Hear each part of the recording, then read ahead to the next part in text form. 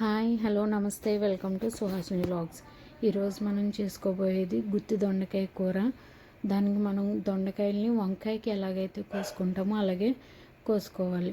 ఇప్పుడు ఉల్లిపాయలని పెద్ద సైజులో కట్ చేసుకుని మిక్సీలో వేసుకుని మెత్తగా పేస్ట్ చేసుకోవాలి.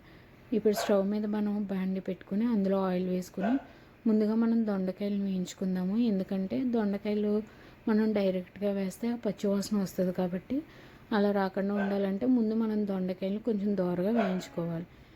దొండకాయ ఎప్పుడన్నా మనం తినుంటే ఎక్కువ ఫ్రై లేదంటే కర్రీస్ కింద తినుంటాం, కానీ ఇలాగ మసాలా పెట్టిన గుత్తి దొండకాయ కూర కింద ఎప్పుడు తినుండ్రు. ఒకసారి ట్రై చేసి చూడండి, మీకు చాలా బాగా నచ్చుద్ది. మనకి చపాతీలోకి రైస్లోకి చాలా చాలా బాగుంటుంది. దొండకాయలు బాగా వేగినాయి కదండి, ఇప్పుడు ప్లేట్లోకి తీసుకుందాము. ఈ బాండీలోనే ఆయిల్ వేసుకుని కొంచెం ఉల్లిపాయ పేస్ట్ మనం చేసాం కదా, అది పేస్ట్ వేసుకొని బాగా వేయించుకుని దొండకాయలో మనం డైరెక్ట్గా మసాలా పెట్టి వేయిస్తే దొండకాయ త్వరగా వేగదు కాబట్టి మనం రెండు సెపరేట్గా వేయించుకుంటున్నాము. ఎందుకంటే వంకాయలో మనం డైరెక్ట్గా పెట్టి వేయిస్తాం కదా, అది ఎందుకంటే వంకాయ బాగా మగ్గిపోద్ది త్వరగా, కానీ దొండకాయ అలా మగ్గదు కాబట్టి మనం సెపరేట్గానే వేయించుకుందాము. ఇప్పుడు ఇందులో ఉల్లిపాయ వేగింది కదండి, అల్లం వెల్లుల్లి పేస్ట్ వేసి వేయించుకుందాము. అల్లం వెల్లుల్లి పేస్ట్ వేగాక పచ్చివాసన పోయాక మనం దొండకాయలు కారం ఉప్పు వేసి మనకి మన టేస్ట్కి సరిపడినంత కారం ఉప్పు వేసుకోవాలి. వేసుకుని బాగా కలుపుకొని ఒక 5 నిమిషాలు మళ్ళీ మగ్గించుకోవాలి. మనం కారం ఉప్పు వేసిన వెంటనే నీరు వేసేస్తారు, చాలామంది నీళ్ళు వేసేస్తారు.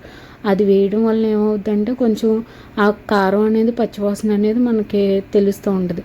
అలా కాకుండా ఒక 5 నిమిషాలు దొండకాయ మనం ఏ కర్రీ ఉన్నా, ఈ కర్రీ అనే కాదు ఏ కర్రీ ఉన్నా అందులో కొంచెం కారం వేసినప్పుడు ఒక 5 నిమిషాలు ఆ కారాన్ని మగ్గించుకోవాలి, కారాన్ని వేగనివ్వాలి. వేగాక ఇప్పుడు నీళ్ళు వేసి ఉడికించుకోవాలి.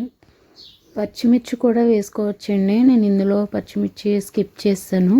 ఉల్లిపాయలు వేసినప్పుడు మనం పచ్చిమిర్చి 4 పచ్చిమిర్చి చీలికల కింద వేసుకుని వేయించుకోవచ్చు, కానీ నేను ఇందులో పచ్చిమిర్చి వేయలేదు.